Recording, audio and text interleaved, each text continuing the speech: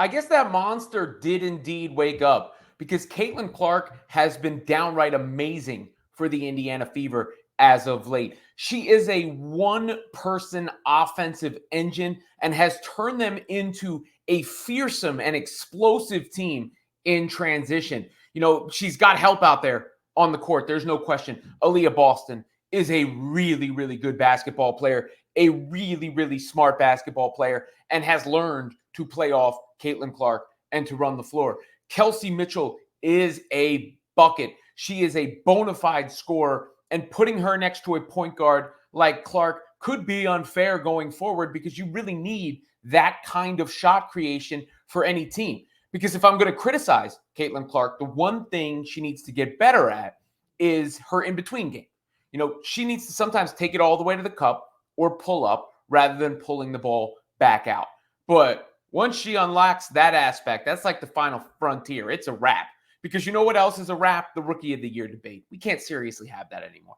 Caitlin Clark is closer to being in the MVP conversation than she is in any serious Rookie of the Year debate. I mean, to me, she's the best guard in the league, certainly the best point guard in the league already. And, in this game, the Mercury did storm back. Give Talia Copper some credit. She had a lot of heart. She tried to fight back the way Clark and the Fever did the other day against the Mystics. But that's what happens when you build up a big lead, when you get rolling offensively the way Indiana did. And they looked really fresh to start this game. And Caitlin was just moving at a serious pace. I mean, she was just moving at a serious pace. And you can see some of the highlights. This is the article, Women's Fast Break on SI. You can grab in the description below. But you just see some of the plays that Clark makes out on the floor that are just truly special. Like, this is not a normal pass that she makes to Aaliyah Boston right here. Dribble back, bounce pass, there you go, bucket. That's just one of the plays that she made in the game. There are a bunch more, obviously. She was doing everything out on the floor, including, taking it hard to the hole, including that, which is not something we've seen a ton from her all year. But I think she figured something out in that Mystics game and started to get confident in her ability to attack. Because here you see her in the open floor, behind the back, crossover, right to the cup. Gotcha. I mean, that's nasty. That's just nasty. I mean, she had just a complete offensive masterclass. The first rookie in WNBA history to 400 points, 150 assists, 100 rebounds. She almost broke the franchise assist record in this game. I mean, there's really not much else to say. And even defensively, she's figuring it out. I saw she's top 15 in the league in both blocks and steals. So blocks and steals, by the way, when you're talking about defense, stats like that don't really necessarily sum up an entire defense. There are other things that go into defense than just those counting stats. But I think when you're a guard and you're putting up those numbers, it's significant. It matters. And, the Fever are just playing better as a team. I mean, I would be absolutely stunned if we're not seeing this team in the WNBA playoffs by the time the season ends. And I was correct that Christy Sides had benched Melissa Smith for personal reasons or whatever the behind the scenes reasons are called. I was correct in that assumption. Smith was back in the starting lineup. And I didn't have a problem with the rotations. I wanted to see Lexi Hull, but Lexi Hull and Samuelson got close to the same minutes.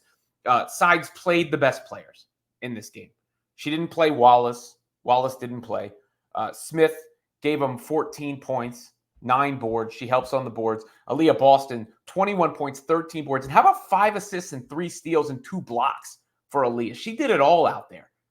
Boston and Clark, that is 2, elite basketball IQs on the floor at the same time. And you saw that from Aaliyah in this game as well. She really bounced back from that foul trouble game she had, as did Kelsey Mitchell, who really bounced back from the poor shooting game. Kelsey was 11 of 19 from the floor, 28 points. She's a bucket. Kelsey is a bona fide bucket. Ain't nothing else you can say about it. She's hit the spot up threes well. She can create for herself. Maybe sometimes she can kick it back out, but I ain't gonna, overthink it.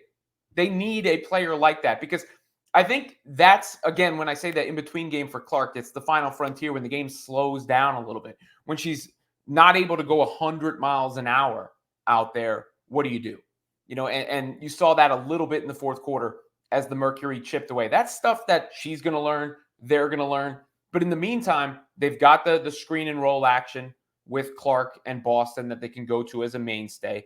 And then they've got Kelsey Mitchell, who they can go to at any point in time as well. The rest of the team, it was pretty balanced. Katie Lou Samuelson was 0-5 from 3, actually, but she did all right out there tonight. Nothing glaring from her in a mistake fashion. Obviously, Lexi Hull was out there again. She was actually 0-7 and 0-5 from 3, so not a great performance from her overall, though she does always bring the hustle. And then there were spot minutes for Erica Wheeler and Dantas. But overall, I mean, the way that this game started, the energy, the pace, it was exciting to watch. It was exciting to watch. It was exhilarating, really. And you see, Caitlin she's responsible for that. That's why, like, any comparisons to other rookies are silly, and I'm not trying to slight anybody, honestly. Like, it's just when you're talking about role, responsibility, defensive attention coming your way, production overall, there's not another first-year player who is in Caitlin Clark's class. Her class is the Olympians. That is the class that she should be discussed amongst. Sabrina Ionescu, awesome overall guard. Obviously, Jackie Young is not as much of a point guard, but can do that, and is a terrific two-way player. I love Jackie Young's game. Those are just some of my favorite guards alongside Caitlin. And then, in the front court, Asia Wilson on a tier where she is, deservedly so. Of course, the runaway front runner for MVP, but Nafisa and Brianna Stewart, and then the wing players like Copper. I mean, there's a lot of great players in the league. I'm not bringing anyone down.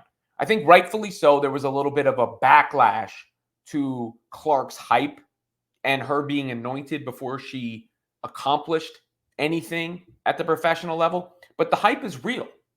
And when Caitlin's got the basketball in her hands and can go, she's unreal. A monster, if you will. And she's only going to get better. That's the crazy thing about it. This team is only going to get better. She is only going to get better. This is just the beginning. And look what she's doing already in the WNBA.